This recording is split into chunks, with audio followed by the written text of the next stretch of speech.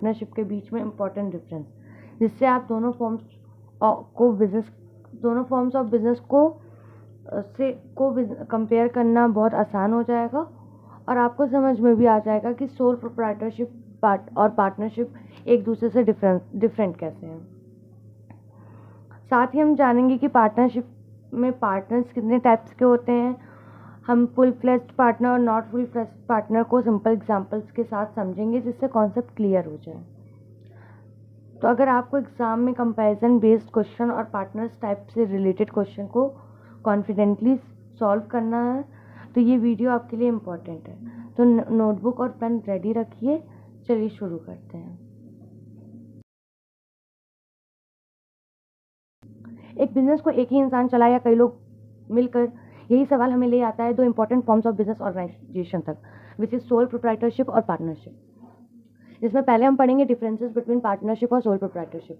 अगर हम इसमें डिफरेंस की बात करें तो पार्टनरशिप जो होता है वो जब कोई दो या दो से ज़्यादा लोग म्यूचुअल अंडरस्टैंडिंग के साथ एक साथ आते हैं किसी बिजनेस को चलाने के लिए, प्रॉफिट शेयर करने के लिए और कैपिटल इन्वेस्ट करने के लिए। वेयर एज सोल प्रोप्राइटरशिप वो होता है जहाँ सिंगल इंडिविजुअल ही कैपिटल भी इन्वेस्ट करता है, उसी के पास ओनरशिप होती है और जो भी प्रॉफिट और लॉस होता है उसी को शेयर करना पड़ता है। मतलब जो भी प्रॉफिट होता है वो उसको ही मिलता है और जो भी लॉस होता है उसे ही बेयर करना पड़ता है। अगर हम इसमें बात करें नंबर ऑफ मेंबर्स की, तो पार्टनरशिप में जो मेंबर होते हैं वो मिनिमम 2 और मैक्सिमम 50 होते हैं। अगर मिनिमम नंबर जो 2 हैं वो रिड्यूस हो जाए, 1 हो जाए या 50 से एक्सीड होकर 51 हो जाए तो इस केस में जो पार्टनरशिप होती है वो ऑटोमेटिकली डिसॉल्व हो जाती है। वहीं अगर हम सोल प्रोप्राइटरशिप की बात करें तो इसमें नंबर ऑफ मेंबर सिंगल ही होता है, सिंगल ही पर्सन ओनर भी होता है बिजनेस को और वही हैंडल करता है ओवरऑल बिजनेस को। अगर हम एग्रीमेंट की बात करें तो पार्टनरशिप में क्लियर एग्रीमेंट होना इसेंशियल है, क्योंकि यही एग्रीमेंट जो होता है फॉर्म ऑफ पार्टनरशिप डीड के लिए भी इम्पॉर्टेंट होता है और यही एग्रीमेंट होता है जो हेल्प करता है कि जो भी प्रॉफिट हुए हैं या जो भी बिजनेस में लॉसेज हुए हैं उसको कैसे एम्प्लॉयज़ के बीच में या जितने भी पार्टनर्स हैं उनके बीच में कैसे डिवाइड करना है। और अगर हम सोल प्रोप्राइटरशिप की बात करें तो इसमें एग्रीमेंट की कोई ज़रूरत ही नहीं होती है, क्योंकि 1 पर्सन इन्वॉल्व होता है। अगर हम एक्ट की बात करें तो पार्टनरशिप में एक्ट इम्पोज होता है। इंडियन पार्टनरशिप एक्ट 1932 अप्लाइज होता है पार्टनरशिप बिजनेस में, जबकि सोल प्रोप्राइटरशिप में कोई भी एक्ट अप्लाई नहीं होता है। अगर हम रजिस्ट्रेशन की बात करें तो पार्टनरशिप में रजिस्ट्रेशन नेसेसरी तो नहीं है बट यूजफुल होता है। वेदर सोल प्रोप्राइटरशिप में कोई भी रजिस्ट्रेशन का क्वेश्चन ही नहीं होता, क्योंकि यहाँ सिंगल और एक ही पर्सन ट्रेड और बिजनेस करता होता है। प्रॉफिट और लॉस शेयरिंग की बात करें तो जो पार्टनरशिप होता है उसमें जो भी प्रॉफिट है या जो भी लॉस है वो जितने भी पार्टनर्स हैं उनके बीच में डिवाइड हो जाता है अकॉर्डिंग टू एग्रीमेंट। और अगर एग्रीमेंट नहीं भी है, in the absence of agreement, तब भी वो जो भी प्रॉफिट या जो भी चीज़ें हैं जो बिजनेस में उन्होंने या प्रॉफिट पाया या लॉस भी है तो वो आपस में पार्टनर्स के बीच में डिवाइड हो जाता है। वेदर सोल ट्रेडर या सोल प्रोप्राइटर में वो खुद ही रेसिपिएंट होता है जितने भी प्रॉफिट है और लॉस है उनको लेकर। अगर उसको प्रॉफिट हुआ है तो प्रॉफिट भी पूरा उसका होता है और अगर लॉस हुआ है तो लॉस भी सिर्फ ओनर को ही बियर करना पड़ता है। अगर हम मैनेजमेंट की बात करें तो पार्टनरशिप में जितने भी पार्टनर्स हैं या कोई पार्टनर्स के बिहाफ पे दूसरा पार्टनर है तो वो सब लोग फर्म्स को मैनेज करते हैं। वेदर सोल प्रोप्राइटरशिप में इंटायर बर्डन ऑफ मैनेजमेंट सिर्फ सोल ओनर के ऊपर ही आता है, उसी को जितने भी मैनेजमेंट से रिलेटेड डिसीजन है या जो भी वर्क है सिर्फ ओनर को ही करने पड़ते हैं। अगर हम कैपिटल की बात करें तो पार्टनरशिप में जो कैपिटल होता है वो जो होता है पार्टनर्स इन्वेस्ट करते हैं, जिससे उसके रिजल्ट के थ्रू उन्हें फाइनेंशियल रिसोर्सेज जितने भी फर्म के हैं उनको इंक्रीज करने में हेल्प मिलती है। वेदर सोल प्रोप्राइटरशिप में कैपिटल जो होता है लिमिटेड होता है, क्योंकि सिंगल पर्सन ही कैपिटल को इन्वेस्ट करता है।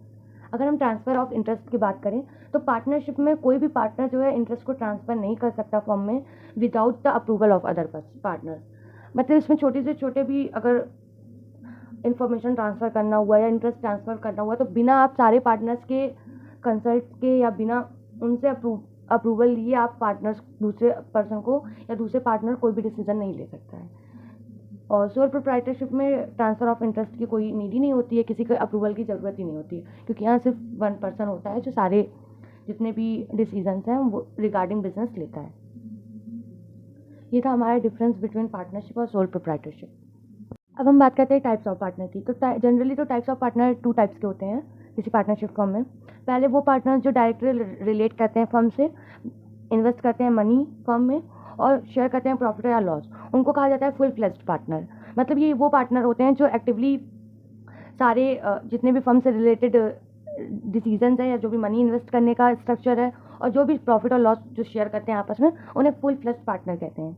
सेकेंडली, दोज पार्टनर जो who do not have full interest in the business of the firm पर एसोसिएट करते हैं फर्म के साथ because of some special motive, किसी स्पेशल मोटिव के साथ, उनके लिए इसेंशियल नहीं होता है कि वो इन्वेस्ट करें फर्म में, और उन्हें कोई भी ऐसा उनका कोई एम भी नहीं होता है कि उन्हें प्रॉफिट और लॉस में शेयर चाहिए होता है। उनको ऐसे पार्टनर को नॉन फुल फ्लेज्ड पार्टनर कहा जाता है। अपने अपनी कैटेगरीज के अकॉर्डिंग इसके अंदर पॉइंट्स है। फुल फ्लेज्ड पार्टनर में एक्टिव पार्टनर्स होते हैं, स्लीपिंग और डॉर्मेंट पार्टनर्स होते हैं, और सीक्रेट पार्टनर होते हैं। वेदर नॉट फुल फ्लेज्ड में नॉमिनल पार्टनर होते हैं, पार्टनर बाय स्टॉपल होते हैं, लिमिटेड पार्टनर होते हैं, माइनर पार्टनर होता है, पार्टनर इन प्रॉफिट ओनली होता है।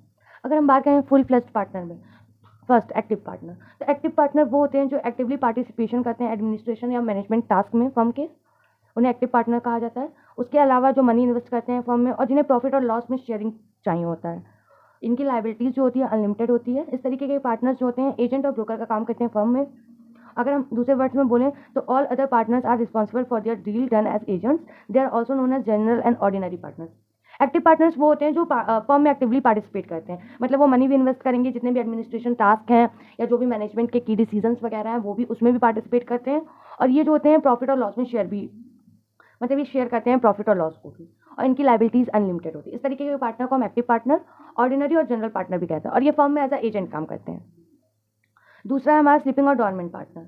ये वो पार्टनर होते हैं जो एक्टिवली पार्टिसिपेट नहीं करते हैं एडमिनिस्ट्रेशन में या मैनेजमेंट टास्क में, बट मनी इन्वेस्ट करते हैं, और इन्हें भी प्रॉफिट और लॉस में शेयर चाहिए होता है, जितने भी मतलब जो भी प्रॉफिट हो रहा है या लॉस हो रहा है जो भी है इसमें शेयरिंग होती है इनकी भी, और इनकी भी लाइबिलिटीज़ अनलिमिटेड होती है। थर्ड वन, अगर हम बात करें सीक्रेट पार्टनर की, तो सीक्रेट पार्टनर वो पार्टनर होते हैं जो जनरली पब्लिक जिनको नहीं जानती है, मतलब उनसे पब्लिक अननोन रहते हैं वो जनरल पब्लिक से, बट वो जितने भी फीचर्स हैं पार्टनर्स के वो सब जो है लाइक उनकी तरह कैपिटल इन्वेस्ट करना या जो भी प्रॉफिट और लॉस में शेयर करना और जो भी मैनेजमेंट के पार्ट्स हैं जो भी हैं वो सारी चीज़ों में डिसीजंस में इन्वॉल्व होते हैं, बट वो जनरली जो पब्लिक होती है उनसे अननोन रहती है, और इनकी भी लाइबिलिटीज़ अनलिमिटेड होती है। अब हम बात करते हैं not full fledged partner. Not full fledged partner वो पार्टनर होते हैं जिनका कोई फुल इंटरेस्ट नहीं होता है बिजनेस के फर्म से, बट वो एसोसिएट करते हैं फर्म से किसी स्पेशल मोटिव के कारण। It is not essential for them to make any invest in the firm. उनके लिए ज़रूरी नहीं होता है कि वो इन्वेस्टमेंट ही करें फर्म में, और ना ही तो उनको कोई शेयर और प्रॉफिट और लॉस में शेयर करने के लिए कोई उनका एम होता है। ऐसे पार्टनर्स को नॉन फुल फ्लेज्ड पार्टनर कहते हैं। इसमें फर्स्ट आता है नॉमिनल पार्टनर। नॉमिनल पार्टनर वो पार्टनर होते हैं जो सिर्फ अपना नेम यूज़ करने देते हैं, ना तो वो मनी इन्वेस्ट करते हैं फर्म में, ना तो वो प्रॉफिट और लॉस में शेयर मांगते हैं कि मतलब उनके शेयर होना चाहिए उनको प्रॉफिट और लॉस में, और ना ही तो कोई उनका रोल होता है एडमिनिस्ट्रेशन में। तो इस तरीके के पार्टनर्स को फर्म में नॉमिनल पार्टनर कहा जाता है।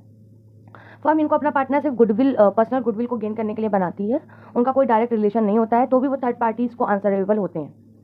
अब अगर हम बात करें कि कोई पर्सन नॉमिनल पार्टनर क्यों बनना चाहेगा, सिर्फ अपना नाम क्यों देना चाहेगा, ना तो उसको कोई प्रॉफिट चाहिए होता है, ना तो वो कोई एडमिनिस्ट्रेशन से रिलेटेड टास्क कवर करता है, तो ये इसमें कोई बेनिफिट के बिना कोई पार्टनर इसमें क्यों पार्टिसिपेट करेगा। तो उसका रीज़न ये हो सकता है कि उसका कोई स्पेशल अटैचमेंट हो फर्म के साथ।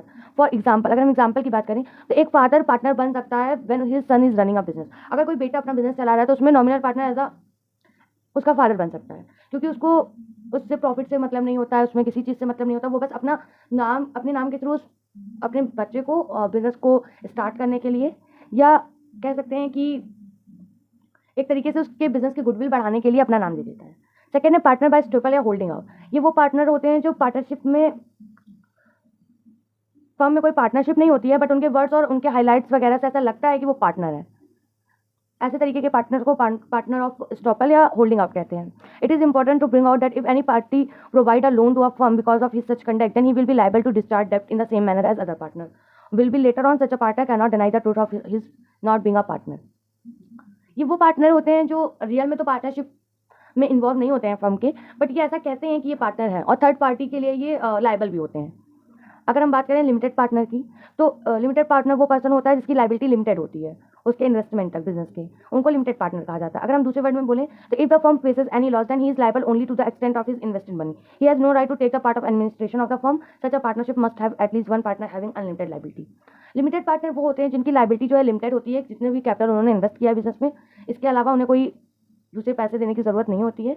ही has no right to take the part of administration, और उनके पास कोई भी राइट नहीं होता है कि वो एडमिनिस्ट्रेशन या मैनेजमेंट में पार्टिसिपेट करें। फर्म के। इस तरीके के पार्टनर को हम लिमिटेड पार्टनर कहते हैं। और जितने भी पार्टनरशिप है उसमें एटलीस्ट 1 पार्टनर होना चाहिए जिसके अनलिमिटेड लायबिलिटी हो।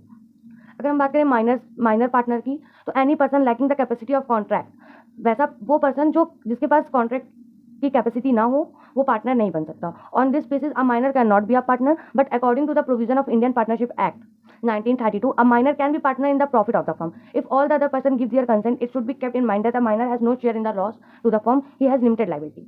बताया जा रहा है कि माइनर जो है पार्टनर नहीं बन सकता, क्योंकि कोई भी पर्सन जो जिसके अंदर कॉन्ट्रैक्ट की कैपेसिटी ना हो वो पार्टनर नहीं बन सकता।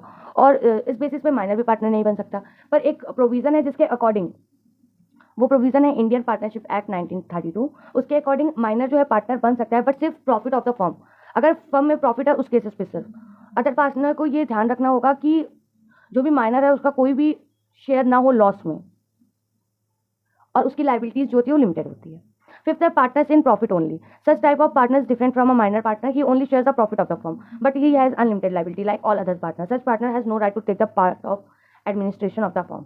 बताया जाए पार्टनर इन प्रॉफिट वो पार्टनर होते हैं जिन्हें सिर्फ फर्म के प्रॉफिट शेयरिंग से मतलब होता है, और उनकी भी लाइबिलिटीज अनलिमिटेड होती है अदर पार्टनर्स की तरह। उनके पास कोई भी राइट नहीं होता है कि वो एडमिनिस्ट्रेशन का जो भी पार्ट है फर्म में उसमें पार्टिसिपेट कर पाए। उनके पास इस तरीके का कोई भी राइट नहीं होता है। इस तरीके के पार्टनर्स को पार्टनर्स इन प्रॉफिट ओनली कहा जाता है।